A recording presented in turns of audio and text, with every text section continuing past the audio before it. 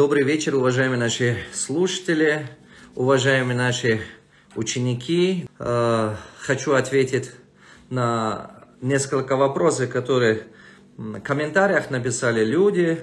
Их прилично, правда, много, распечатали мне их, достаточно их. Я по одному буду отвечать. Вот вопросы, которые приходили, на них начну подряд отвечать. Как получить в действующую клинику кредит на 10 миллионов тенге на покупки аппаратов или как привлечь инвесторов?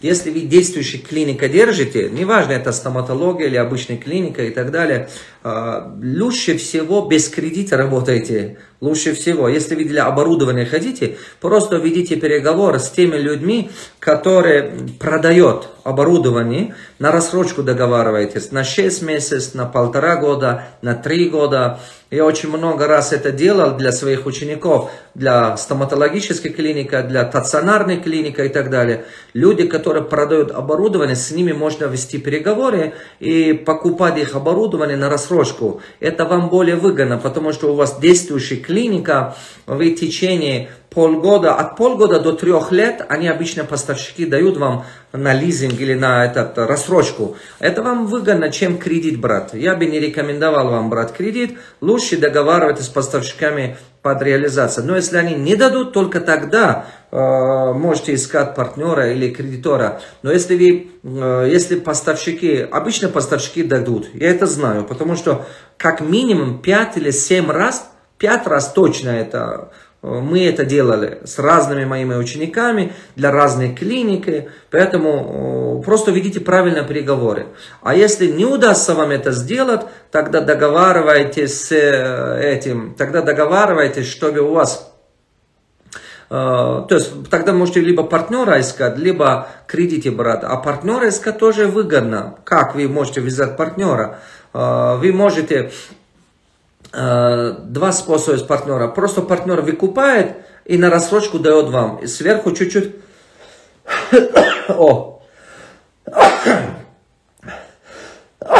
Правду говорю, спасибо. Сверху что-то... Сверху обычно добавляется до 20%. То от 10 до 20% сверху добавляют. Например, если покупал на 10 миллионов тенге, он вам дает на 12 миллионов или 13 миллионов на рассрочку в течение. Потом вы каждый месяц оплачиваете ему. Это один из вариантов, который с партнером.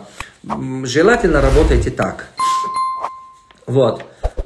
Самый последний очередь кредит. Это самый последний очередь кредит. Чтобы получать кредит, вам нужно показать доход, вам нужно показать клинику, вам нужно просто, чтобы показать хороший бизнес-план, что покупая это оборудование, у вас доход растет, и вы можете спокойно платить и так далее. Банк с радостью даст вам кредит. Обычно так. Как можно найти спонсора на действующий учебный центр? Разработайте бизнес-план. Вам нужен спонсор или вам нужен инвестор? Или вам нужен партнер? Это разные люди. Спонсор, кто такой? Это тот, который деньги дает и возврат не просит деньги. А таких людей вы точно не найдете. Кто хочет вам просто деньги отдать и не спрашивать? Таких иногда только может быть где-то какой-то благотворительный фонд или где-то какой-то международный фонд, если какие-то такие бывают. Ну, обычно таких я не видел. Я не видел ни одного спонсора, ни разу. Честно скажу вам. Обычно бывает партнер, либо инвестор и так далее. Партнер или инвестор, который мы ищем, они вкладывают деньги, чтобы зарабатывать. Поэтому вы здесь пишите, как можно найти спонсора. Спонсора найти не можете. Но инвестора или партнера можете найти. Как вы можете найти инвестора или партнера? Ищите людей, которые в этом сфере делают бизнес. В сфере образования, именно в этот учебный центр и так далее. Они поймут вас. Например, тот, кто в этой сфере не делает бизнес, тот, кто торговлей занимается или недвижимость занимается, он не поймет вас, он вам деньги не даст. Поэтому ищите человека, который в этой сфере делает бизнес. Как госслужащему в декрете начать развитие? Если вы в декрете, в данный момент находитесь, это же как раз у вас есть время. У вас есть хорошее время. И мой совет к вам, если у вас несколько способов развития. Первое, вы можете заниматься развитием, то есть учить какого-то языка. Это очень хорошо, чтобы вы не сидели так без денег. Языки изучайте. Второе, изучайте именно бизнес в интернете. Вы можете просто сидеть дома, через интернет делать какие-то бизнесы по интернету. Это очень выгодно. Очень много направлений, с которыми по бизнесу вы можете делать. Открывайте, пожалуйста, свои страницы соцсети и так далее по интернету. Начните делать бизнес, потому что найдите компанию, которая доставка занимается и так далее. Вы дадите им доставку им, и они сами доставляют, а вы работаете. Интернет-магазин можете заниматься. Третья вещь, ваша задача заниматься своим развитием. Это что? Это составьте список книг, которые вам нужно читать. Займитесь этим, это очень важно. Составьте программу для саморазвития, я имею в виду по здоровью и так далее. Займитесь этим. Человек, который активный образ жизни ведет, у него всегда есть чем заниматься. Но только ходите, хорошо? Потому что кинотеатр первую неделю поставляет, а потом видит, что если нормальный поток людей, потом оставить его. Если нормальный поток людей нет, они могут потом его убрать. Поэтому, когда не ставят, ходите. Можно ли учиться у вас индивидуально по поводу ведения бизнеса? Да, там, не знаю, имя пытался почитать, правда, не смог почитать, на английском написано. В общем, можно ли учиться у вас индивидуально по поводу ведения бизнеса? Конечно, на данный момент у меня 319 человек учатся индивидуально, они все бизнесмены, предприниматели и так далее. Если у вас есть бизнес, вы можете учиться у меня индивидуально. Если у вас пока бизнеса нет, лучше начните с моих тренингов. Почему? Потому что так вам дешевле обойдется, выгодно вам и мне. Потому что когда вы просите, чтобы я взял вас на индивидуальное обучение, вы на самом деле просто у меня кусочек жизни. Время уделить для сопровождения вашего бизнеса, для вашего роста. Самое дорогое сейчас у меня время. Поэтому мои дети со мной по графику общаются. По моим графикам, когда вот уделено для них время. Поэтому, когда ученики у меня просят, что наставник, берите меня на индивидуальное обучение и так далее, я понимаю, что я отдаю кусочек жизни, который потом деньгами я не могу восстановить. Поэтому я должен убедить, вы меня должны убедить, что вы стоите тот человек, чтобы я жизнь подарил вам. Потому что я вам даю то, что вы никогда не вернете. Поэтому, если вы хотите пойти на мое индивидуальное обучение, вам надо показать, что вы того стоите. Вы тот человек, на котором потом я не буду сожалеть, что жизнь отдал вам. Вот. Следующий. Салам алейкум устот. На таджикском написано, в общем, почитаю сейчас, потом на русском перевожу. Салам алейкум устот. На фаре корхона сохтасту. Кора, что поч бурда на того не стесто даст. Дар холати муфлис шавиас. Хатто хараджут хач, что наметаванат бароварда. А шмо мехам ки пеш бурда не хамин бизнес ро. Бауда гирет. Хамаджониба система управления. Агар кори хамин корхона хуб шавад, то чанд фоиз аз даромад шумо бояд гирет. Хоиш, агар имкон бошад, джаваб медоде. Шумо дар хамин холат чикор меканед. Да, конечно, дорогой, обязательно отвечу. Он говорит, что есть такой какая-то организация или какой-то бизнес, который в дальний момент открыли, но бизнес, он не прибыльный, потому что даже свои минусы, то есть свои затраты не покрывает, в дальний момент он минусовой.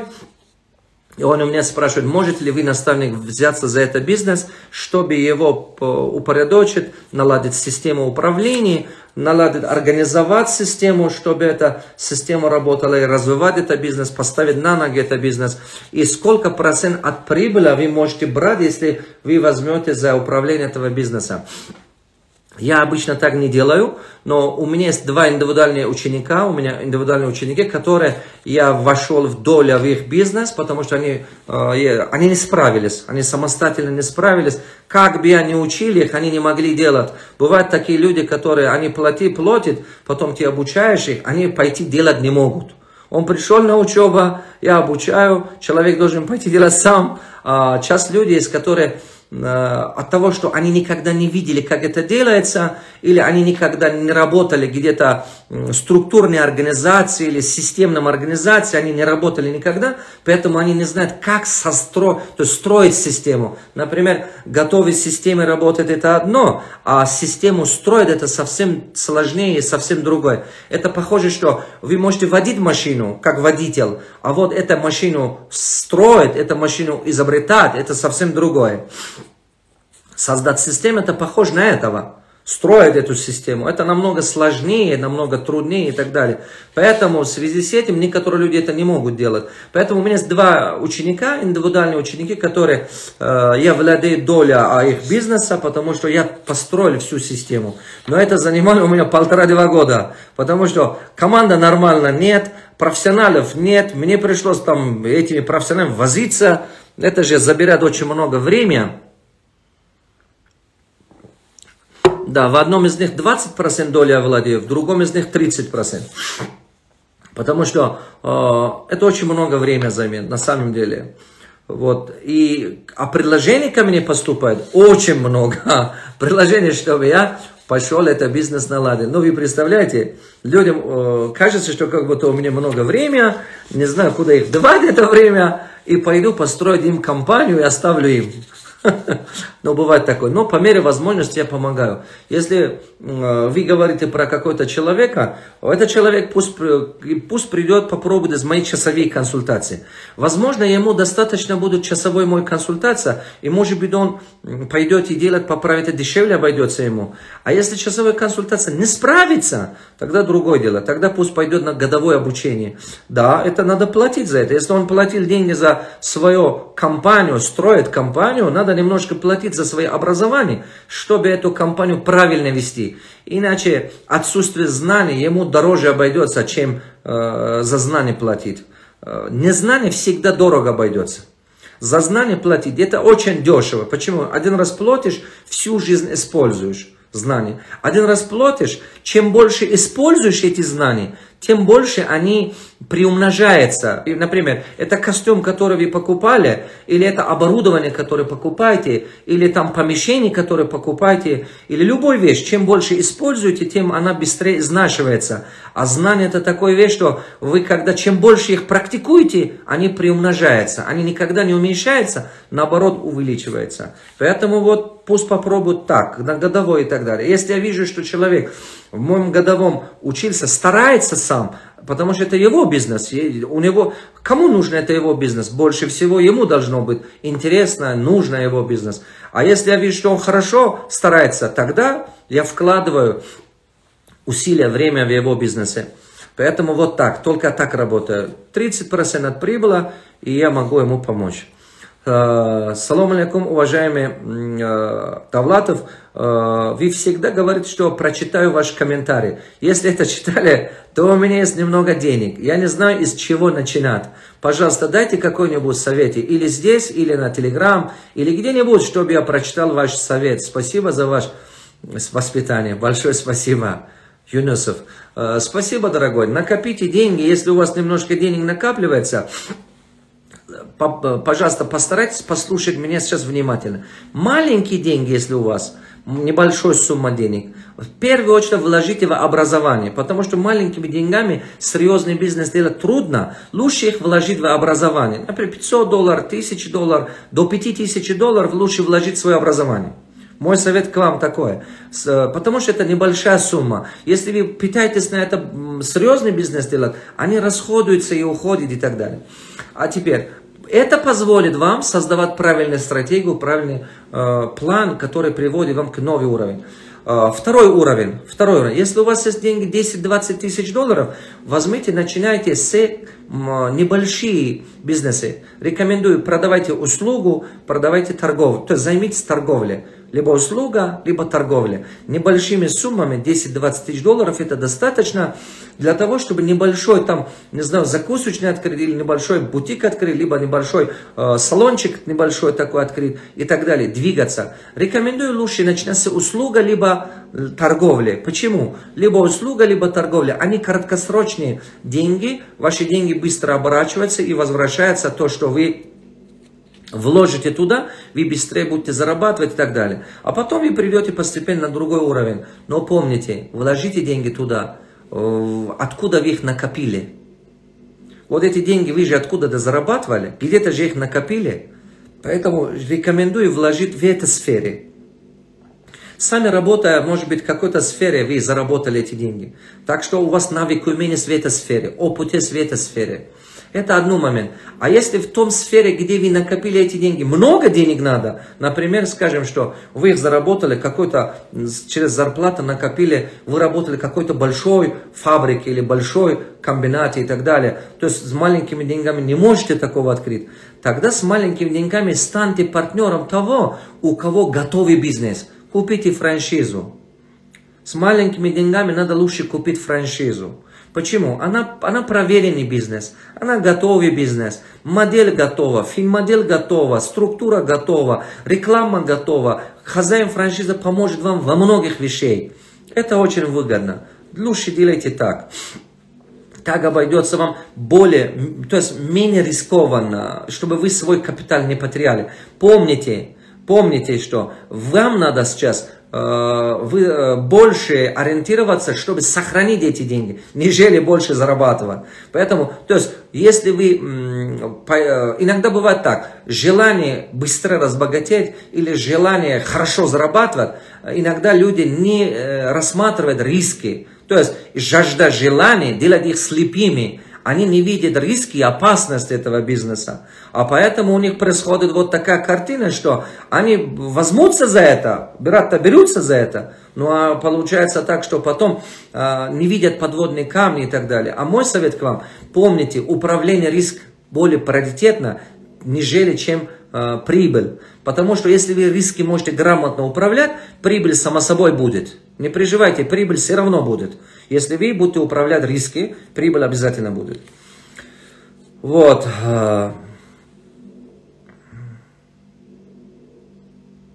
Вот. Дальше. Как можете помочь? Дальше. Как можете помочь работать с тендерами, если у вас схема работы по ним? Дильмурат, дорогой мой, я не работал тендерами, я не заработал в тендерах, но я инвестировал. У меня ученики есть, которые в тендерах работают, я инвестировал в них, потому что иногда они выиграли большой тендер, у них не хватало денег, я инвестировал в них. Они в течение, например, полгода, кто-то из них в течение 3 месяца, кто-то в течение года, они выполняли этот тендер и потом закрывали эту сумму, которую я инвестировал. Поэтому я только как инвестор поступил туда, а я сам никогда не играл в тендерах. Я думал, что тебе надо ходить на тренинги тех людей, которые в этом профессионалы. У меня в этом нет опыта, поэтому я не могу тебе давать совет, который реально поможет тебе. Мое правило такое, меня обучал мой наставник такой, что иголка возьми, попробуй себе. Если она не больно, потом предлагай другим. Поэтому я обучаю только то, по большому счету рассказываю, только то, что я сам сделал в своем бизнесе или мы делали это в бизнесе своих учеников. Просто так, если я не делал этого, я не рассказываю. Если я не заработал сам так, я говорю, что я это не делал, я не знаю там как лучше. Поэтому рекомендую вам найти того, кто в тендерах заработал большие деньги. Я инвестировал в них. То есть они приходили ко мне, когда был тендер, уже выиграли. То есть они уже выиграли тендер. Они приходят ко мне, говорят, наставник, я выиграл тендер, в течение столько-то времени мне нужно, вот этой суммы не хватает. Например, он выиграл на 100 миллионов тенге, он говорит, у меня 40 миллионов есть, но мне нужно 60 миллионов. Я иногда инвестировал в них так. Вот такое. Как искать единомышленников? Я изучаю биографию успешных людей. Ни с кем общаться на эту тему. Что посоветуете? Советую вам постарайтесь попасть на наш клуб САМО. Клуб САМО, она создан для тех людей, которые ищут себе единомышленника. И там взнос у вас ежемесячный не такой большой. Вы можете выбрать, какой там есть VIP. Есть там, по-моему, премиум. В общем, 3 уровня, стандарт есть. Вы можете выбрать себе то уровень, который вам именно подходящий и так далее. Почему? Потому что среда формирует вам мышление. Среда это говорят, что среда сильнее, чем сила воли. Когда вы создадите вот эту среду, с этой среды, это, помните, я часто повторяю, философия банка соленые огурцы. То есть получается, что когда вы в этой среде будете жить, у вас будут больше результата. Поэтому в обязательном порядке постарайтесь стать членом клуба САМО. Пишите сайт САМО или там в нашей инстаграме, соцсети. Ребята вам помогут.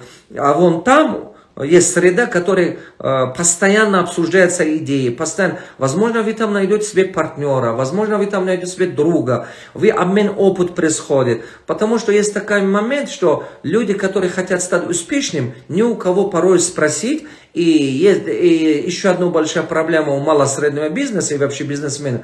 Ни с кем поделиться там своими ошибками, то есть никому поговорить, а дома придешь, жену говорит, родителям, они не понимают, они тебе посоветуют, закрывай это бизнес. Вот что они советуют. Или вы придете домой и говорите, у меня мечта то-то, то-то делать, они говорят, ой, не надо, хватит, там полкусок хлеба, зато без проблем. То есть у вас окружение ваше часто бывает, что тащит вас назад. А нужна среда, которая тебе вдохновляет, мотивирует, дает пример, заражает тебя энергией. Поэтому вот такой среда нужен. Поэтому рекомендую вам, попробуйте туда попасть. Вопрос.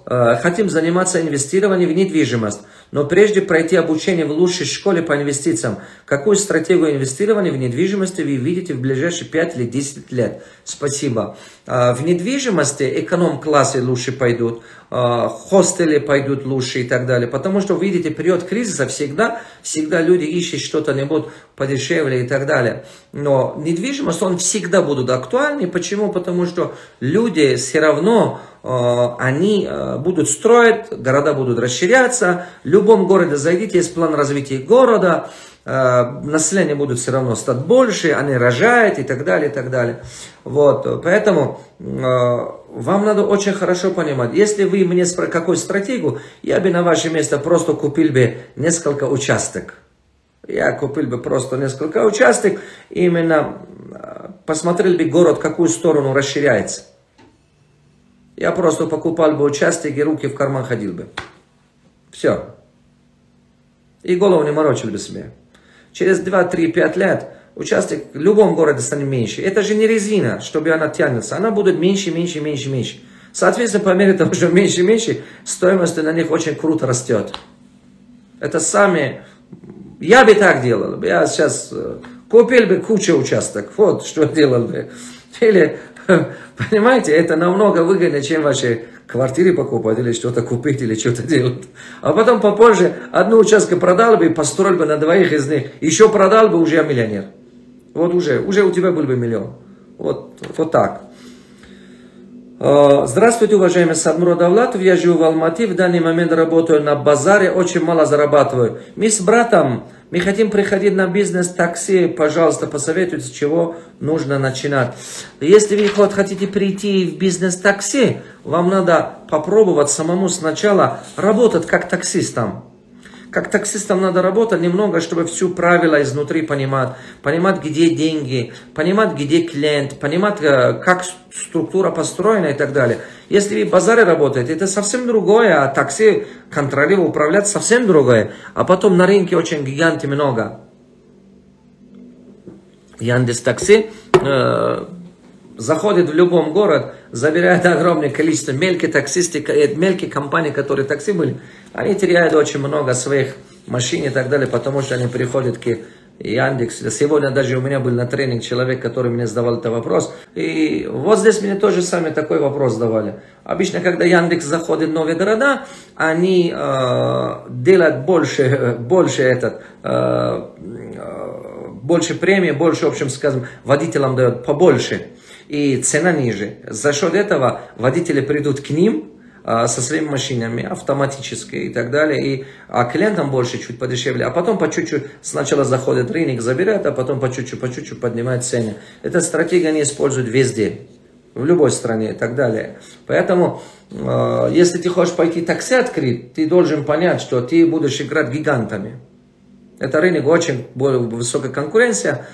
Поэтому сначала поработать пару месяцев, 2-3 месяца, чтобы понять это бизнес и так далее. А потом можно, почему нет? Потом можно, если несколько моделей есть тут. Либо ты организуешь бизнес, водители придут тебе со своими машинами, либо ты свои машины покупаешь, отдаешь им на рассрочку, они каждый день оплачивают тебе и так далее, и так далее. Это второй модель. Третий модель, либо ты машину покупаешь, отдаешь им на рассрочку, чтобы они полностью за 3-5 лет машина стала ихней. Тогда они будут рассматривать на машине хорошо, все, машина не сломалась и так далее. Но плюс к тому ты даешь им маршрут, ты даешь им каждый день контролирующий и так далее, и так далее. Вот такие нюансы. Вопрос. У нас ипотека однокомнатная в Москве, в Бутово. 8 лет жили на съемном квартире. Сейчас на данный момент на руках нет накоплений, но есть рабочий востребованный бизнес. Бизнес-план с напарником, который работает в этой сфере 4 года. Мы планируем открыть свою пекарню, так как у меня двоюродный брат занимается этим уже давно, уже лет 5 или 6. Я тоже хочу открыть свою пекарню, но нет денег. В голове был мысль брать кредит, но боюсь, так как уже мы в ипотеке, дальше не хочу рисковать. Или все-таки стоит рисковать? Дайте, пожалуйста, дельный совет. Измучился очень сильно, уже месяц нормально не могу спать. Родители не работают, брату 26 лет, уже до сих пор не женат. Причина невозможности из-за того, что дом тоже надо в порядок привести для свадьбы. Родителей в хадж надо отправлять, для всего это нужны деньги. Дайте мне, пожалуйста, как мне быть и сделать правильный выбор. Спасибо вам еще раз. Я очень надеюсь, что получу ответ на свой вопрос. Спасибо, дорогой мой. Тут вверх, не знаю, не вижу, вы девушка или парень, извините, пожалуйста. Сейчас скажу, если у вас есть ипотека, тем более, послушайте меня внимательно. 2 важных совета дам тут. Первое, никогда новый бизнес не начинайте с кредита. Пожалуйста, запомните это. Никогда не надо брать кредит, чтобы открывать новый бизнес. Почему? Потому что вы не знаете, он пойдет, не пойдет, получится, не получится. Это всего лишь идея. Это первое. Второе, вы говорите, что там с человеком хотите стать партнером, который там 5-6 лет работал. Это одно то, что вы знаете, он там работал. А кем он работал? Он может быть там всего лишь просто резал торты. Или он может быть там просто жарили что-то. Или просто грузчиком. Откуда вы знаете, кто он там работал? Он что, работал руководителем, технологом? Кто он там работал? Это много чего значит. Очень много чего значит. Это не просто так. Поэтому мой совет, никогда не открывайте бизнес с долгами или с кредитом. Не надо это делать. Потому что вы не знаете. Вдруг, если у вас не пойдет бизнес или не получится, однозначно долги остаются на вас. А если дохода нет, долги откуда закрыть? Тогда будут еще труднее. Тем более ваше положение, что у вас и так ипотека есть. Еще брать новые долги сверху, зачем? Не делайте этого, пожалуйста. Потому что это будет очень опасно. Очень опасно. Не делать этого, хорошо? Вот что рекомендую вам. Если вы мне конкретный ваш вопрос был именно связан с этим, брать кредит, пойти открывать пекарни. Нет, я не рекомендую. Не надо это делать. Но если вы сами, ничем, я не знаю, чем вы занимаетесь, здесь вы не говорите об этом, но если вы хотите именно пекарни открыть и так далее, то мой совет, сначала идите там работайте отдел продаж. Именно в пекарне работайте отдел продаж. Хотя бы месяц работайте в отдел продаж. А потом попробуйте прийти в отдел закуп. Когда отдел продаж работаете, вы поймете, как построить сеть дистрибьюторства, точка продажи, клиента, продукт хорошо поймете. Потом работаете месяц отдел закуп, чтобы понять поставщиков, понять где, что, чего, логистика, поставщики и так далее. Все это надо понять. А потом попробуйте работать, может быть, в этом пекарне или в другом пекарне, хотя бы месяц или 2 месяца, отдел производства. Идите, вы должны глазами все это видеть. Бизнес это не сказка, бизнес это не просто там мечта. Бизнес это огромный труд и большой риск. Конкуренция очень большая на рынке, пекарни, такие вещи, очень много конкурентов. В отдел производства надо пойти работать. Кем работает отдел производства? Администратором работать, не грузчиком. Пойти работать там, кто калькуляция понимает, кто управление занимается, как организовать эту работу, чтобы понять, что, как, что, чего. И вы, когда все это вы поймете, после этого потом вам надо пойти на тренинг, как создавать команду. Вы должны уметь создать команду. Если вы никогда бизнесом не занимались, команда создать просто так не получится. Вы сейчас думаете, что как будто я приглашу какого-то человека, который работал в пекарне, может быть, какое-то время, вы надеетесь сейчас на него. Вы надеетесь на него, поэтому вы так думаете, что как будто он вам построит этот бизнес. Нет. А вдруг у вас там не складываются отношения? Вы начнете бизнес, или тем более вы планируете кредит брать, а вдруг у вас потом через 2-3 месяца не получится, или отношения не складываются, он просто уйдет. И все проблемы станут ваши. Я хочу вам сказать так, в бизнесе никогда не надейтесь на никого. Единственное, кому надо надеяться, это Всевышнего. На людей не надо надеяться. Люди сегодня есть, завтра нет, он может заболеть. Может быть, его жена там против, может быть, его муж против, а может быть, у них что-то мнение поменяется. И, Господи, тут сколько они пережили, ой, вы даже не представляете. Бизнес это каждый шаг проблем, каждый шаг новый проблем, каждый шаг. А вы, решая их, развиваете, решая их, достигаете цели и так далее. Поэтому никогда в бизнесе нельзя открывать бизнес, просто надеясь на кого-то. Вы должны всегда знать, если тот человек откажется, если он пойдет и так далее, как вы будете делать.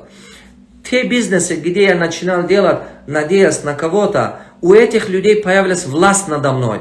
Они начинали диктовать свои условия. Мне пришлось терпеть все. Мне пришлось терпеть все, потому что в этом я не был профессионалом, или в этом у меня не были замена кадров и так далее в тот момент. Мне пришлось потерпеть определенное время. До тех пор, пока потом у меня все понимание не появилось, или нужные кадры не появились. Когда нужные кадры не появились, я потом избавился от них. Поэтому очень-очень важная вещь. Не надейтесь на кого-то. В бизнесе вам придется самим пахать, самим понять этот бизнес. Иначе дело не пойдет. Я думаю, что вы меня поняли. Вы сделаете вот эти вещи, а потом идите откройте пекарню через полгода. Зато без риска, зато без долгов, зато без проблем. Зато вы поймете, как делать. Здравствуйте, что я хочу вам сказать. Ребята, займитесь бизнесом, а не проблемами. Не надо себе купить проблему. Не надо свою спокойную жизнь превращать в проблему. Я много людей видел, которые они не бизнесом занимаются. Они просто борьба за выживание у них идет. Борьба своими обязательствами занимается. Они вот этим занимаются. Они не бизнесом занимаются. А у них нет душевного спокойствия. Это бизнес немножко деньги им дает, но забирает у них всю жизнь. Забирает у них все время, забирает здоровье, забирает нервы, забирает время, которое они могли бы отдавать своей семье и так далее. По большому счету у них нет жизни. Поэтому я рекомендую, займитесь бизнесом, но не борьба со своими обязательствами. Если вы правильно организуете бизнес, бизнес это классная вещь, классная школа, она воспитывает, закаляет, обучает. Но если неправильно организовали, вы банкротитесь, это нехорошо. Здравствуйте, уважаемый учитель, именно вы стали причиной, по которой я стал понимать бизнес и стал работать над собой. Я работаю в сетевой бизнесе и благодаря вам. Дайте мне совет, как ответить на людей, которые говорят, что вы мошенник. Прошу, ответьте на мой вопрос. Спасибо за внимание. Я Схуджан. Да? Кто? Мне говорят мошенник или тебе говорят? Если мне говорят мошенник, это говорят те люди, которые просто их уровень понимания такой. Тебе не надо об этом даже думать, брат мой. Потому что это люди всегда игнорировали умных людей. Коперников сказал, что земля круглая. Его распяли в церковь, сказали, что он неверующий человек. Пророк Ибрагима, его собственный народ бросал костер, бросал огонь. Такова история. Почитай Библию, почитай Коран, ты это видишь. Его собственный народ пытался уничтожить его, пророк Ибрагима.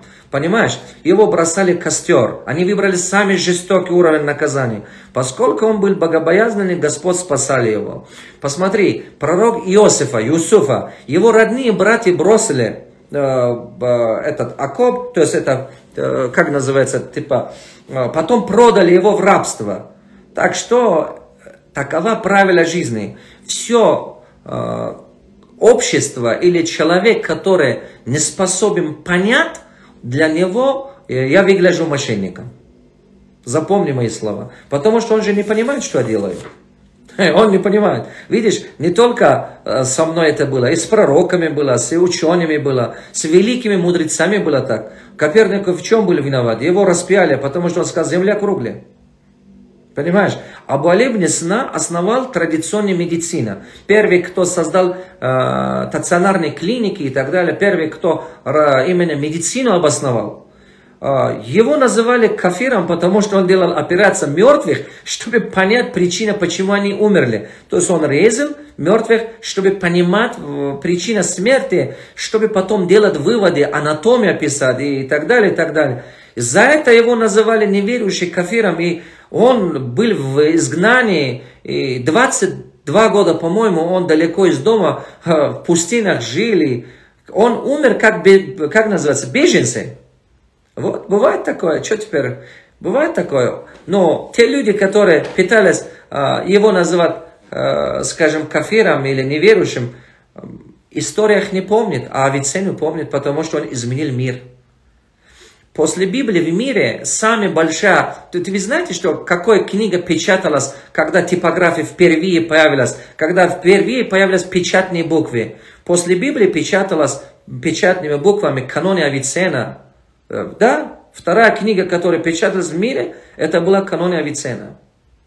Авиценна это мададесино, то есть это сам медицина появилась оттуда. Поэтому, дорогой мой, кто-то будет тебе так говорить, и внимание обрати на это. У тебя есть цель, иди за своей целью. Главный результат. Добывайся результатом. Мне все равно, кто что говорит, запомни мои слова. Результат и все. Живи с результатом. Живи так, что даже враги мечтали быть похожи на тебя. Мечтали прямо. Вначале тебя ненавидят они, но потом они мечтают, чтобы поздороваться с тобой. Просто живи так. Иди вперед. Здравствуйте, Самурод Раджабович. Так получилось, что 4 года назад я попала в Стевом по здоровью, но осталась там из-за больших возможностей, которые он дает. Вы мой первый и главный наставник. Я так читаю, потому что читая ваши книги и слушая вас, я полностью поменяла свое мышление. 2 раза прослушал ваш курс, как стать номер 1 в сетевом бизнесе. Построили структуру, и мы заработали хорошие деньги. Прочитала почти все ваши книги, которые мне тоже помогали в этом деле. И не только в этом. За что я вам очень благодарна. Но за время карантина мы расслабились в команде, а затем много разбежались кто куда. Я сама тоже ушла в обучение различные. Мне нравится работа над собой. На данном этапе я, получается, обслуживаю уже имеющихся клиентов. Ничего не делаю по привлечению новых. Понимаю, что так бизнес не пойдет. Что посоветую, с чего начать? Начните заново. Рандеву, встречи, приглашения. Начните с этого. Начните фокусироваться заново, выращивать ключевых людей. Это очень важно. Начните фокусировать, создать правильную команду. Снова начните составить список, холодные контакты, теплые контакты, приглашения. Через соцсети, через онлайн, офлайн. Начните немедленно. Помните, наш доход растет до тех пор, пока растут наши стремления. Я повторяю, наш доход растет до тех пор, пока растут наши стремления. Будут ваши стремления развиваться, у вас будет доход расти. Не будут стремления, ваша энергия падает, стремления падают, доход будет падать. Вы почему потеряли все? Потому что фокус потеряли. Ну что карантин, что теперь? Жизнь-то продолжается. Ну что карантин? Ну что? Это же не должен вас останавливать. Вы должны пройти, вы лидер. Это важно. Фокус нельзя терять. Фокус на цель. Фокусируйтесь на своей цели. Для вас главная цель. Двигайтесь вперед. Препятствия будут, всякие будут. Где-то... Понимаете? Ваша цель самая важная. Двигайтесь за своей цели. Никогда не останавливайтесь. Везде выбирайте цель. За все годы своей жизни я всегда выбрал цель. По пути были много барьеров, много проблем, много неудачи, ошибки, недовольства. Кто-то бросил меня, ушел в самый трудный момент. Где-то команда подвела меня. Но я всегда выбрал цель. Идите за своей целью. Вот. Дальше. Я замужем. Живем 3 года уже. Понимаю, что никто из нас не идеальный. Он обеспечивает нас хорошо. Но он часто выгонял меня из дома. На этот раз мое терпение лопнуло и приехала к родителям. Не хочу сыну без отца вырастет, но так поступило, что он взял за умом. Ему гордость не позволяет, чтобы приехать и забрать меня. Уважаемый Сальмурод Давлатов, посоветуйте, пожалуйста, что делать.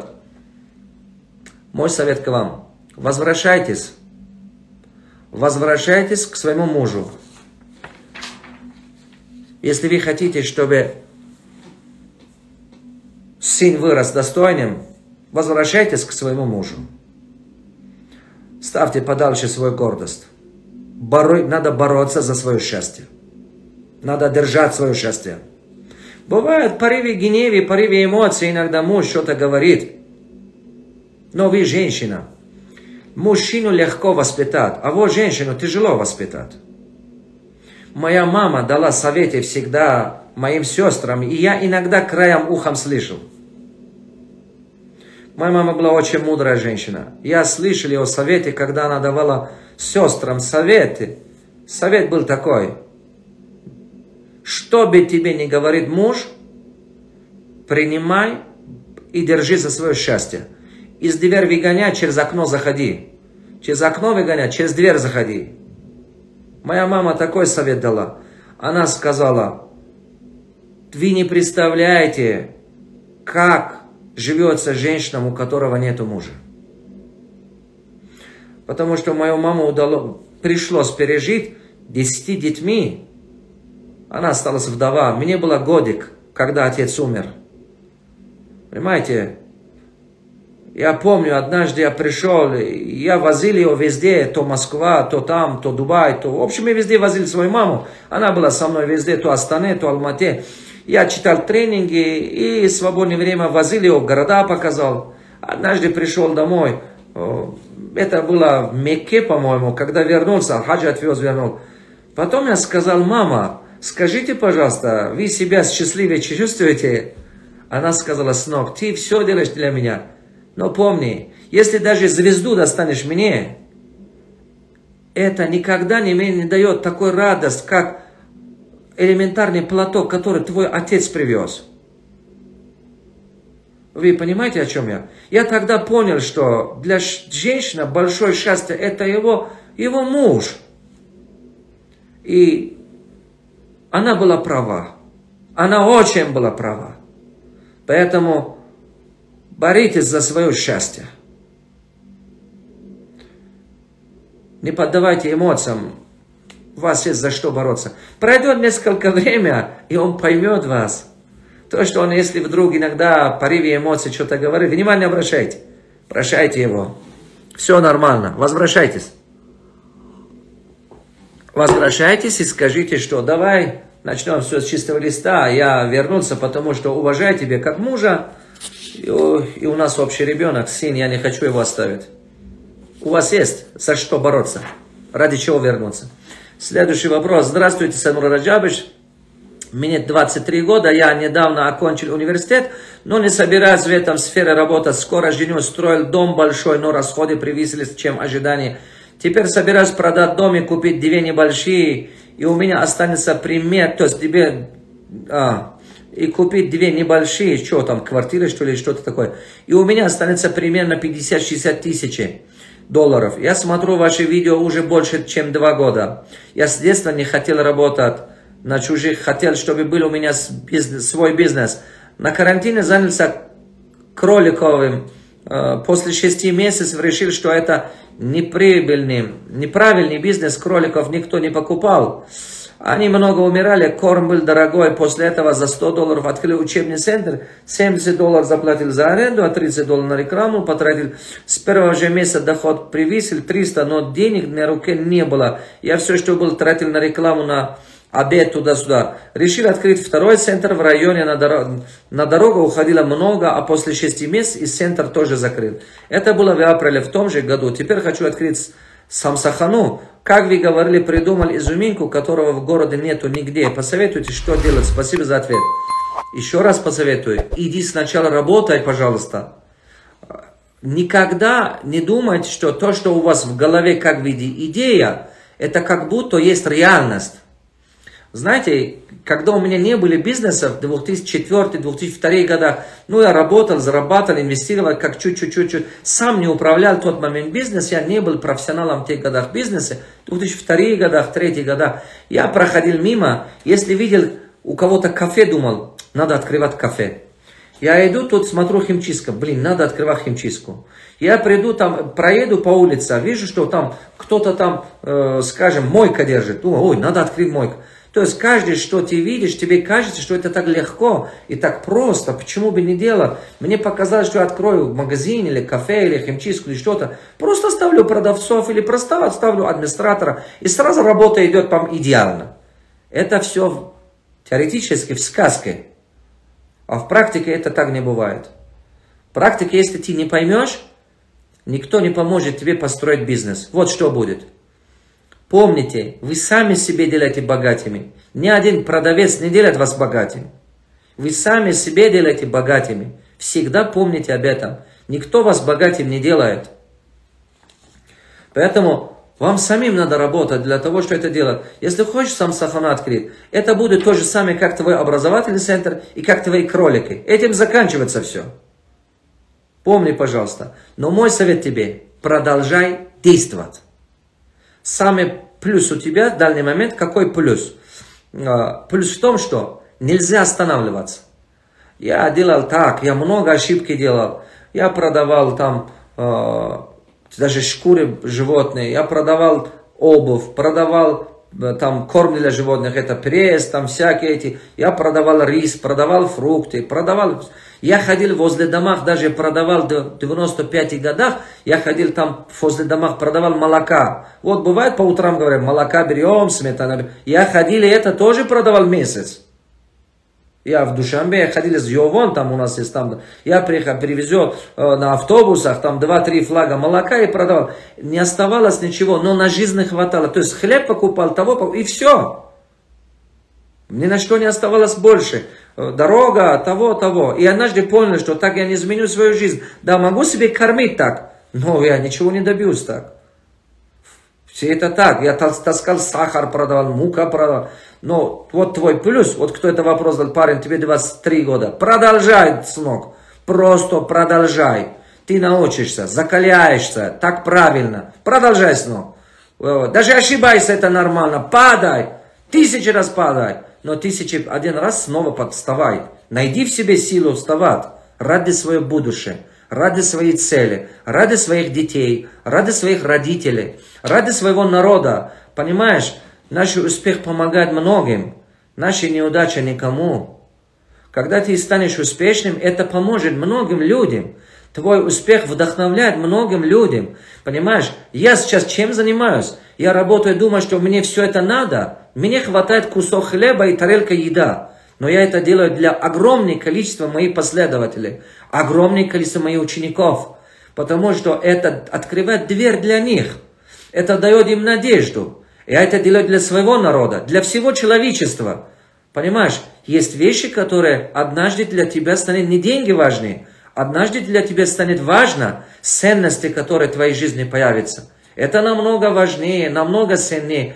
Это намного круче. Так что продолжай, сынок. И никогда не сдавайся. Еще ты всего лишь 2 раза закрыл бизнес. Ничего страшного, не отчаивайся. Это нормально в бизнесе. Станешь сильным бизнесменом в будущем. Просто продолжай. Здравствуйте. Как вы думаете насчет грузоперевозки в Таджикистане? Советуйте какой-нибудь бизнес-план. Спасибо за совет. Если ты хочешь заниматься грузоперевозками, я тебе рекомендую. Начни заниматься фурами. Фуры очень выгодны для того, чтобы заниматься грузоперевозкой в Таджикистане. Но конкуренция тоже достаточно. Ты должен понимать, конкуренция тоже большая. Поэтому сначала пройди по несколько компаний. Фуры тоже бывают разные. Есть теновые, есть рефрижераторы. Очень важно, тебе нужно будет пройти сначала несколько компаний, делать анализ. Самый удобный вариант, иди в таможню, возьми у них список. Поговори с ними, договаривайся, посмотри сайт таможни. Посмотри, просто 2 варианта. Сядь, хронометраж делай. Посмотри, какие больше заходят. А потом подойди несколько компаниям, бизнесменам и так далее. Поговори, предложи. А потом начнешь 2 или 3 фура. С этого надо начинать. Одну можно купить самому, 2 арендовать или что-то-нибудь такое. Сделана работа, нанимать водителя с его машинами и так далее. А потом потихонечку увеличивать контракты с разными компаниями и контракты с водителями. Таким образом у тебя будут больше и больше. Здесь очень важную роль играет, что у тебя был свой брокер. Хороший брокер и хороший администратор, который это все тебе помогает. Почему брокер? Который очень хорошо понимает законодательство по таможенным делам и так далее. Чтобы тебе было проще. Например, я бизнесмен, я не хочу связываться с многими вещами. Если есть серьезная транспортная компания, которые могут решать многие вещи, он должен подойти и говорить, я тебе решу то-то, то-то, то-то, такие-то проблемы, давай вместе работай и так далее. Вот так должно быть. Вот. Следующий вопрос. Как правильно распределить время, чтобы успеть сделать все запланированное на день? С утра делайте самое важное. Утром думайте. С утра делайте самое важное. Важные дела, срочные дела, неважные, несрочные дела. Делите свои дела на эти 4 категории. То есть 3 категории самые важные. Важные дела, срочные дела, неважные, несрочные. Важные дела, какие дела бывают? Это те дела, от которого есть последствия. Это те дела, которые от них бывают последствия. Фокусируйтесь на важные дела. Тогда вы станете очень эффективными. Но бывают дела, которые срочные дела. Постарайтесь их делегировать членам своей семьи или своей команды и так далее, и так далее. А их тоже надо делать. Но помните, если важные дела вовремя не делаете, они становятся срочными. Если вы каждый день занимаетесь только срочными делами, вы будете постоянно тушить пожар. Вы постоянно будете напряженны, депрессивны и так далее. Вам придется постоянно в этой депрессии находиться. Уловили? Вам придется постоянно в депрессии находиться, постоянно переживать и так далее, и так далее. Это очень сложно и трудно на самом деле. Поэтому займитесь, пожалуйста, важными делами вовремя. Например, если вы своевременно какие-то документы не делали, потом какой-то момент наступит, что это станет срочно. Вам придется бегать, двойной расход делать, чтобы это делать. И поэтому многие вводят этих вещей в такой момент. Поэтому, когда человек занимается важными делами, он обдуманно, размышляя, свободно делает. А срочные дела делегируйте. А вот неважные, несрочные дела, откажитесь от них. Например, долго сидеть в телевизоре, долго болтать с друзьями, долго ходить в гостях, долго сидеть там кап, чай-пай, анам-нам и так далее, и так далее. Вот это все откажитесь, пожалуйста. Вы их делайте умеренно. Вы их делать надо умеренно. Я не говорю, друзьями не надо сидеть. Общайтесь, но умеренно это надо делать. Не надо всю жизнь посвятить этому. Некоторые люди, они больше друзьями, больше болтовня время проводят, чем что-то создавать, что-то творить. Это их ошибка. Поэтому у них жизнь просто неэффективна. Просто проходит жизнь на болтовне. Больше ничего они не достигают. Может быть, он хороший друг, но это маловато в жизни. Маловато в жизни. Надо что-то делать со своей жизнью. Надо свою жизнь благородно использовать. Это же подарок. Жизнь это не для того, чтобы просто чай пить, гулять, кушать, просто болтать и проходить. Нет. Жизнь это творение, это творчество, это интересное. Она интересна, когда вы развиваетесь. Вот в таком духе. Поэтому займитесь важным делом. Рекомендую вам. Эффективность ваша начинается, когда у вас есть еженедельный план. Еженедельный план. Это очень важно. Найдите мою книгу «Путеводитель к мечте». Там есть четкая структура, конкретная система. По этой системе планируйте свою жизнь и живите. Помните, самый эффективный план – еженедельный план. Потому что в неделю вы планируете, вы созваниваетесь каждую пятницу, договариваетесь на следующую неделю, какие встречи. И встречи назначены на те дни, которые вам удобно. Например, в пятницу надо назначить встречи на следующую неделю. Обзвон, звонки, все заранее надо делать. Потому что, если вы хотите быть успешными или общаться, ваша работа может быть так, вы имеете дела с более успешными людьми, они всегда планируют свое время, они заняты. Вы не можете утром им звонить и сказать, можно я сегодня приду к тебе? Редко время бывает, что они вас примут.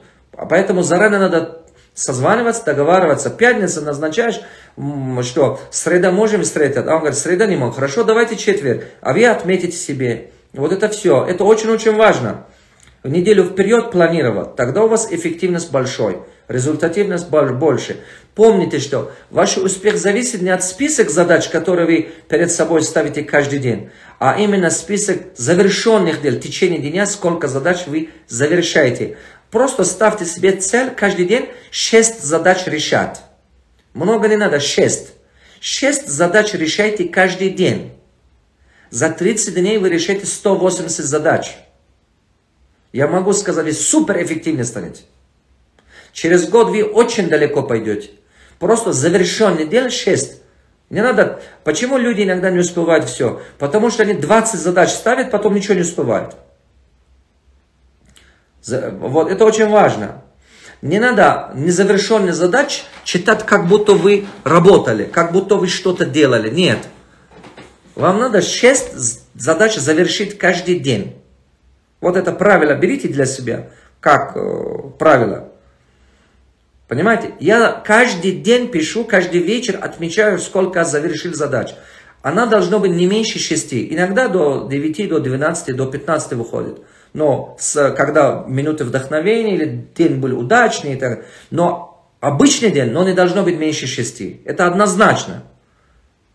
Вот это факт позволяет расти, развиваться. Как не потерять ресурсное состояние, работа в Инстаграм занимает много времени. Почему не все ученики по обучению, продажам в соцсетях учатся? Что я делаю не так? То есть, почему не все ученики по обучению не учатся, да? Или учатся, не понял вопрос ваш. Значит, они не учатся, раз так получается, что вы даете такой роль. Что я делаю не так? Если вы обучаете учеников, но они не все делают, дело в том, что вы даете им хорошие знания, но, возможно, они не поняли. Вы всегда должны брать для себя одну важный фактор, отметить себе, что люди будут делать только то, что понимают. Люди не делают то, что не понимают. Например, я всегда в своих обучениях говорю так. Запомните, вы когда уходите из этого зала, учеба начнется потом. А здесь вы просто слушатель. Настоящая учеба начинается завтра, когда вы остаетесь самим собой с этими информациями, которые вы получили. Как вы их внедряете в свою жизнь, как вы их практикуете в свою жизнь, вот от этого зависит многое, очень многое зависит.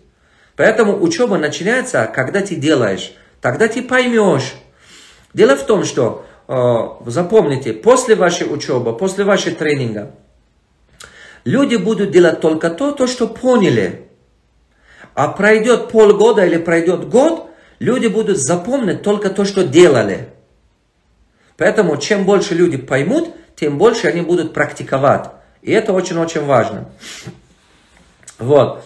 Учитель, у меня такой вопрос. С точки зрения шариата, есть два вида дозволения и недозволения с твой бизнес. Вот объясните, пожалуйста, мне, одаренному ученику, какие критерии смотреть на дозволенность, так как я не хотел заниматься твоим бизнесом недозволенного. Брат мой, если ты видишь, что компания продает какой-то продукт, который внутри него есть, скажем, свинина, или продукт, который, она бесполезный продукт, или продукт, который, скажем, запрещено шариатом, тогда не делай этого. Или бывает твой маркетинг, который продукта вообще нету. Продукта вообще нет. Продукт бывает в виде товар, продукт бывает в виде услуг. Если видишь, что этой компании такие вещи нету, значит, не надо заниматься этим, потому что это уже пирамида. Если люди друг друга приглашают, нету продукт, помните, что продукт бывает два вида, либо услуг, либо товар. Если и то нету, значит, это пирамида, не надо заниматься такими вещами. А другие, которые видят, что полезный продукт, и люди получают доход от того бизнеса, который от продажи этого, как агентское вознаграждение и так далее, это прибыльный бизнес, иди делай. Вот. Как использовать деньги, чтобы не терять их, а наоборот увеличивать? Надо инвестировать, аля. Надо инвестировать, чтобы их не потерять. Открывать источник дохода. Надо научиться делать бизнес. В самом начале небольшие суммы сначала инвестировать в свое образование. Тогда это образование, какое направление образования? Если хотите там бизнес, открывайте, то есть и учитесь бизнес-образованию. В семинарах, тренингах и так далее, консультациях. А потом у вас появится знание, как делать бизнес. А в дальнейшем зарабатывайте, инвестируйте. Помните, деньги это идеальный работник. Но они работают у того, кто их организует работу. Если вы их не организуете работу, деньги покидают вас. Вот такое. Запомните это, пожалуйста. Как начать бизнес студентам? Сначала, Как начать бизнес, если ты студент? Если ты студент, дорогой мой, параллельно начинай работать там, где ты в будущем хочешь открывать свой бизнес. Сначала навык. Помните, сначала навык. Если ты студент, начни работать в свободное время агентом по продаже. Мой совет. Потому что для бизнеса один из самых важных навыков – это умение продавать.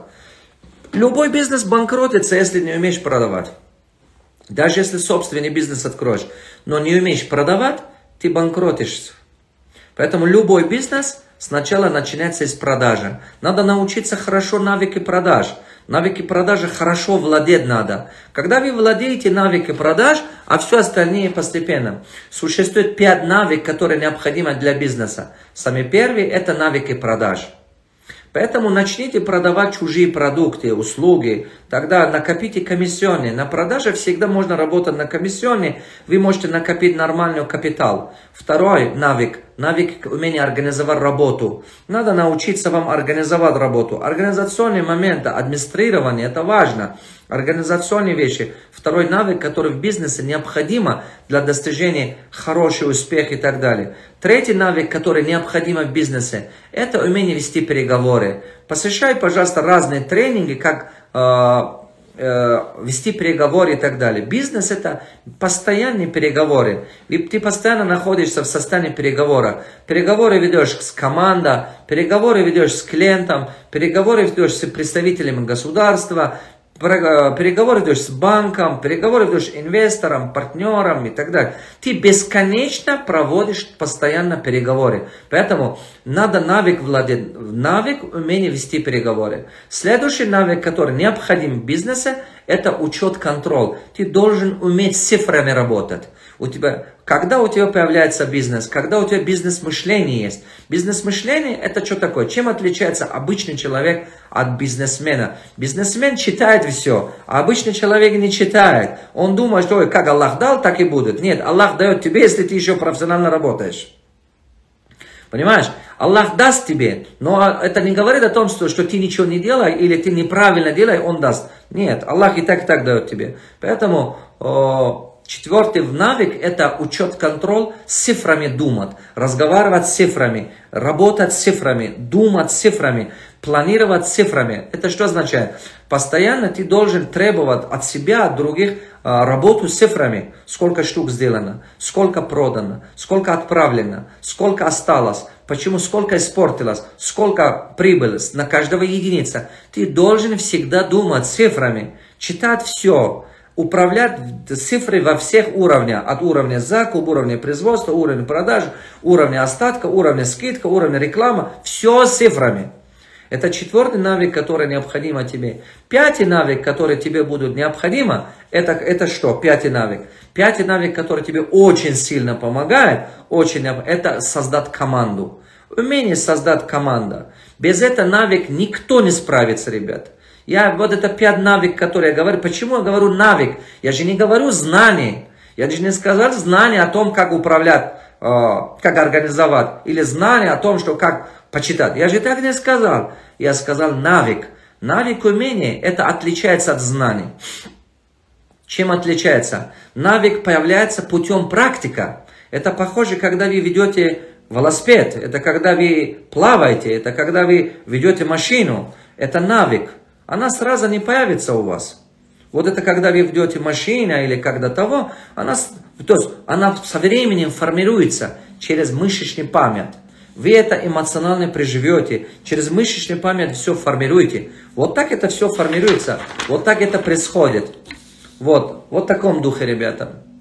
Для докторов что посоветуете? Для докторов я хочу вам сказать, накопите деньги, инвестируйте. Накопите деньги, инвестируйте. Почему? Потому что вы доктор. Наше общество очень нужны хорошие врачи. Каждая профессия необходим. Сначала накопите, инвестируйте, потом в будущем можете открывать свою клинику и так далее. Как мотивировать команду? Разработайте именно программу для мотивации. Поставьте хороший план и создайте крутой выгода. Крутой выгода, чтобы не делать этого, выглядело глупо. Понимаете? Создайте крутой выгода. 98% людей, в 95% случаев жизни, они делают то, что им выгодно. Так что, чтобы команду мотивировать, создайте им очень крутой выгода. Чтобы им было выгодно хорошо делать, лучше делать. Вот такое должно быть. И тогда они будут с радостью работать.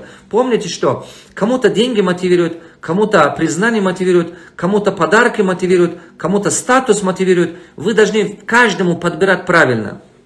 Вопрос, как уйти из черного рабочего и начать все, уйти из черного рабочего и начать все свое дело. Очень просто. Просто иди сначала на какое-то направление, научись. Где работал, там навыки накапливаются у тебя. В этом сфере открывайте свой бизнес. Я много говорил об этом сейчас. В предыдущем часе, если какие-то акции у ваших компаний, что покупать, скоро будут на нашем сайте 4 направления. Одно направление экодепозит, другое направление будет доля бизнеса, потом будут акции, облигации. До конца следующего года у меня будет свой фонд, где будут хорошие акции из моих холдинга, так что можете купить. Уважаемый Саймурод Давлатов, в 2019 году взяла ипотеку на 2 миллиона. Сейчас идет сделка, иншаллах, на новую ипотеку на 7 миллионов. Но не знаю, иногда боюсь, иногда нет. Когда вы работаете банками, ипотеками и так далее, я рекомендую вам все равно это делайте сначала консультируйтесь, это важно. Чуть-чуть платите 200, 300, 500 или 1000 долларов, лучше консультируйте. Мой совет к вам. С консультациями дешевле обойдется вам, чем ипотека, это же потом долговременный долг и проблема, чтобы у вас не стало много. Хорошо? Но если у вас доход будут хороший, который покрывает это другое дело, чтобы капитализация была хорошая. Поэтому я рекомендую все-таки пройти через консультацию. Так дешевле обойдется вам. Найдите одного финансиста, консультируйтесь. Здравствуйте, Саймурод Давлатов. Вы очень хорошая мотивация. Слова говорите. Я уже прочитал 3 книги у вас. Ну, почти жизнь изменилась. Все... Спасибо. Спасибо, дорогой. Салам алейкум, стот. Ман в магазине хостовары хуй мекнам шмочи совет мне делает. Учет, контроль хорошо поставь. То есть он говорит, что я открываю магазин хостовар, что мне делать? Хорошо поставь портфель продукт, то есть ассортимент продукта, SKU, чтобы был правильно. И хорошо, пожалуйста, учет, контроль поставь. В первую очередь так. Локация хорошая открывай в нужном месте. И обязательно работай напрямую бригадирами и строительными компаниями. Бригадиры, потому что я делаю ремонт дома. Я же многие вещи не понимаю, где продаться. Вот это бригадир, который ремонт делает, он знает, где продаться. Он отвезет туда, куда надо. Много работает с бригадирами. Как собрать сильную команду? О, хороший вопрос. Только в каком бизнесе? Если в традиционном бизнесе, начните с HR. Наймете сильного HR, то есть кадровика Советского Союза называлась Адилькадр. Вот он создает вам ту команду, которая вам нужен. Сначала распишет структуру, потом распишет бизнес-процессы, потом ищет тот человека, который способен это делать. Скажите, пожалуйста, про клуб миллионера в Екатеринбурге, Максим Теха. Я не знаю, дорогой, я об этом не знаю. Я не знаю, у Максима какой клуб или у кого-то какой клуб. Я не знаю, брат мой. Вот. Создать птичий бизнес. Как в Таджикистане и как открыть птицефабрика. Нормально. Если огромное количество моих учеников держит птицефабрика в Таджикистане, нормально зарабатывает, хорошо зарабатывает. Если в Таджикистане хочешь делать, можешь пойти в Гонче. Там есть мой ученик, который 9 птицефабрика держит. Я попрошу, чтобы он тебе посоветовал, помогал. Чашмай Умед есть программа, где я, находясь у него, и делал такой эфир. Чашмай Умед, посмотри, как птицефабрика занимается в Таджикистане. Там по-подробному, если час я рассказываю там, по-моему. Что советует мужчинам 22 года? Мужчинам советует 22 года, в первую очередь, женись, дорогой. Потому что у тебя молодости женитесь, чтобы почувствовать удовольствие от жизни. Это важно. Когда ты женишься, а все остальное будет нормально. По крайней мере, будешь меньше грешить, меньше там гулять. Тогда у тебя дела хорошо пойдет. А потом найди наставника себе. Если тебе 22 года, найди наставника. Спасибо. Кто-то меня пишет, Салом Аздарга Шариф. Это мой родина, села, где я родился. Саймурод Давлатов, очень уважаю вас, потому что работаю в Казахстане, и все в Казахстане вас знают, и мне говорят про вас, и я горжусь. Спасибо. Вам, что у меня На родине есть такое. Ай, спасибо, родной. Как вы относитесь к инвестированию? Очень хорошо отношусь. Я по большому счету инвестор, я так разбогател. Инвестируйте, помните. Я не понимаю людей, которые деньги под подушкой держат. Я не понимаю людей, которые деньги накопить в депозите ждут. Я не понимаю их. Ребята, вы этим помогаете банкам разбогатеть. Ваши деньги помогают кому-то разбогатеть. Да инвестируйте, научитесь. Будете ошибаться пару раз. Ну что, ошиблись, Господи. Хоть начните с небольшими суммами. Но зато научитесь. Зато разбогатейте потом. Как научиться нанимать людей, чтобы бизнес работал без моего участия? А то я по жизни все сам делаю, Данияр. Дорогой, я понимаю вас. Худо-бедно мне удалось 24 компании построить, которые работают без меня, Данияр. В данный момент. В данный момент 24 мои компании работают без меня. Но это не означает, что я вообще не участвую. Я участвую в стратегии, я участвую в командообразовании. Моя задача заключается в 3 вещах. Первый – обеспечить ресурсы. Второй – создать сильную команду. Третий – это мощная стратегия. И в этом я участвую, а все остальное делает команда. А чтобы это правильно поставить, помни, бизнес без тебя могут работать только в одном случае. Если ты систему построил. Если вы будете заниматься операционными делами и так далее, вы так и никогда не настроите бизнес. С утра до вечера ваш мозг будут заняты вот этими проблемами. Вы постоянно будете работать, и вы устаете, и вам никогда будут думать.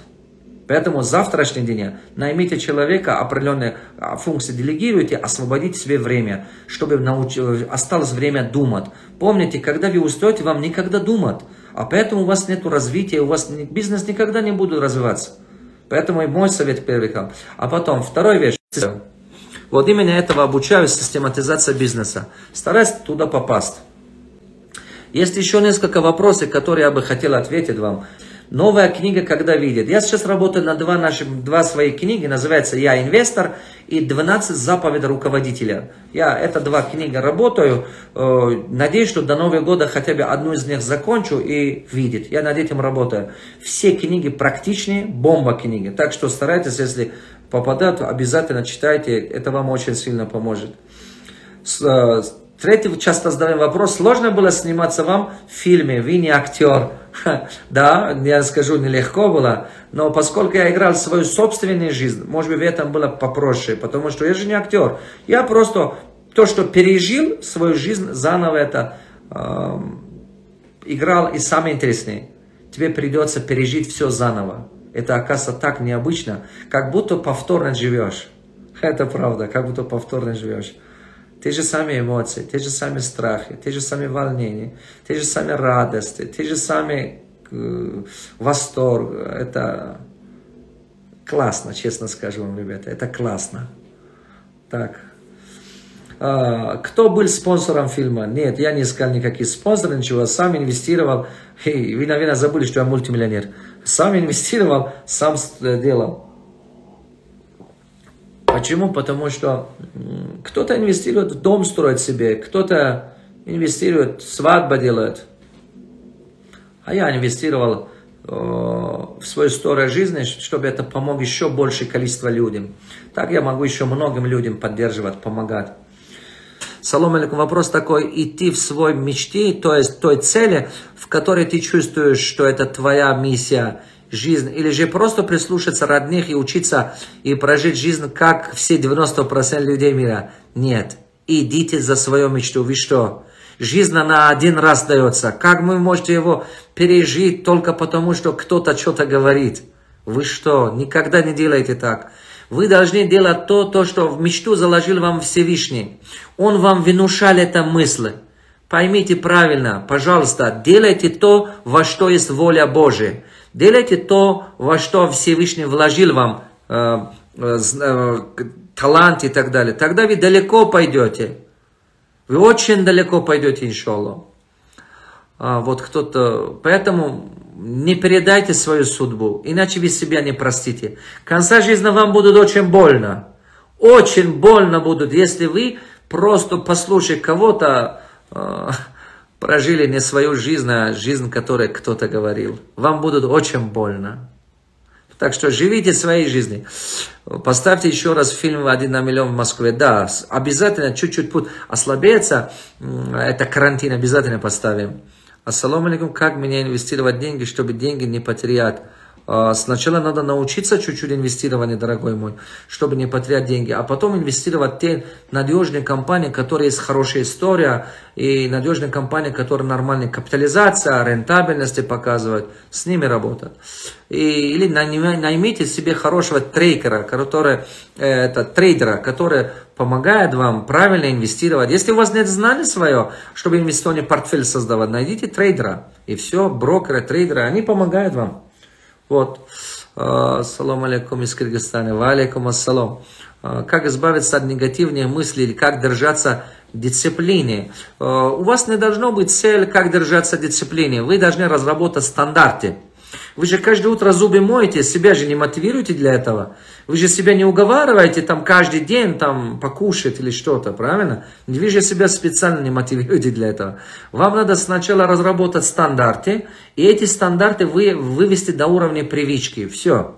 Не всегда воля и дисциплина работают долго. Например, вводите просто стандарт. Вот это стандарт. Пусть мозг принимает это. Это надо делать каждый день. Как зубы помыть. Вот это стандарт. У меня есть несколько стандартов. Каждый день столько-то время занимаюсь духовной работой. Это каждое утро, 1,5 часа или 1 час. Я читаю Коран каждое утро, делаю зикр, работаю. Это духовная тренировка. А потом 40 минут, 30 минут физическая нагрузка. А потом чтение книги.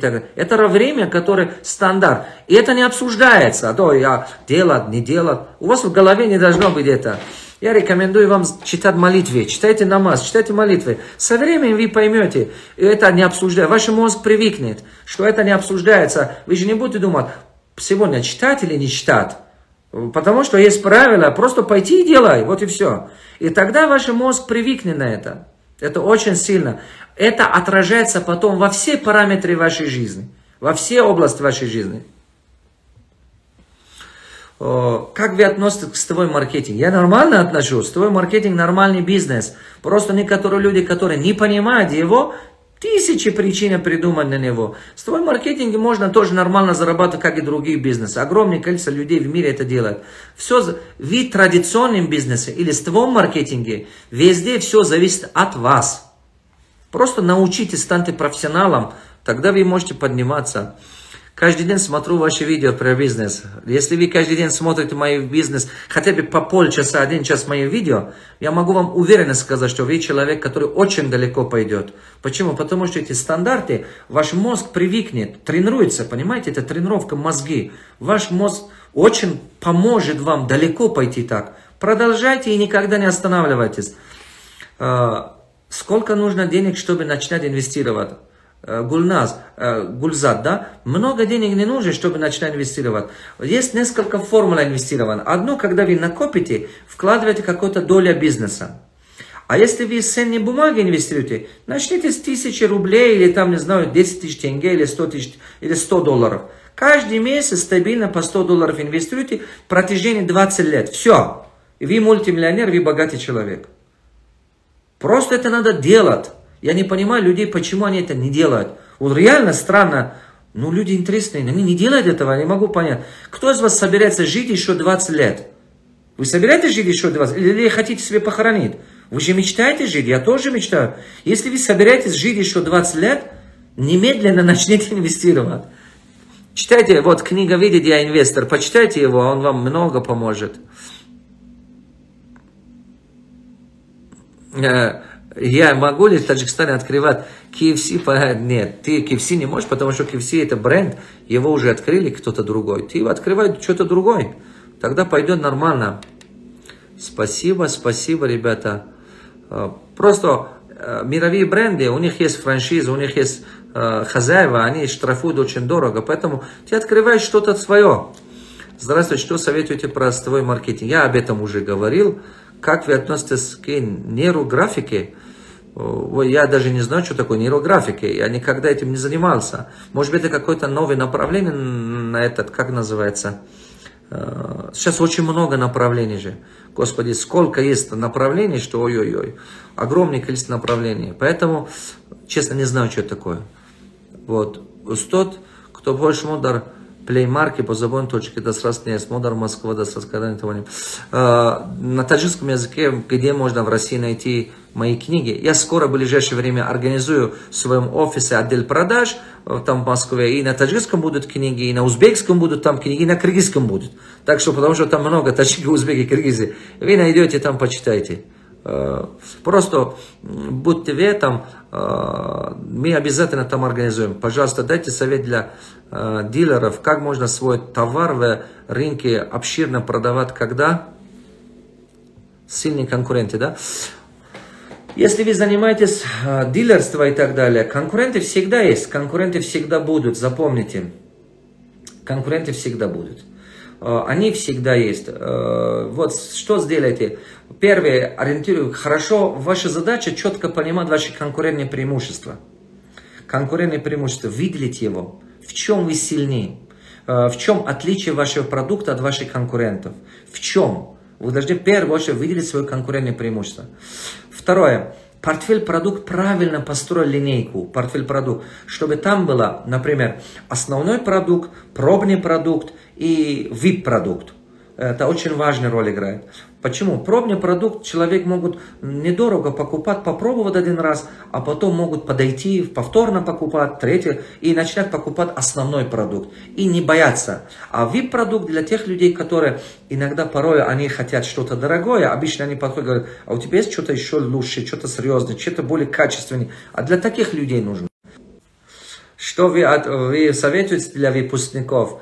Найдите, пожалуйста, свою сильную сторону. Вам надо очень хорошо, если вы выпускник, сначала правильно выбрать себе профессию. Это очень важную роль играет. Ни в коем случае не надо выбрать профессию, как говорят родственники, или как говорят друзья, или как говорят там вашего таланта, который Всевышний вам давал. Идите за свою мечту. Мечты реализуются, верьте в это.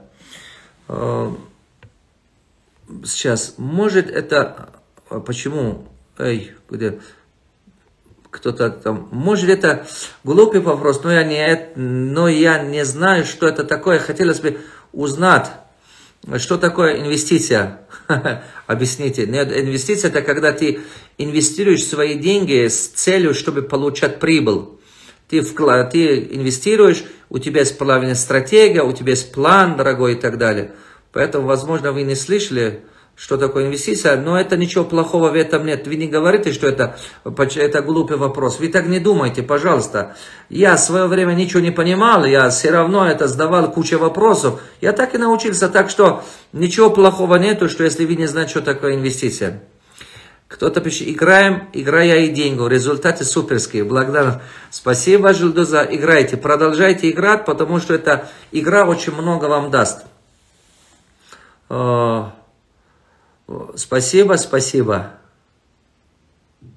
Вопрос мой, не увидели с одной, увидите так много, я сколько успею, отвечаю.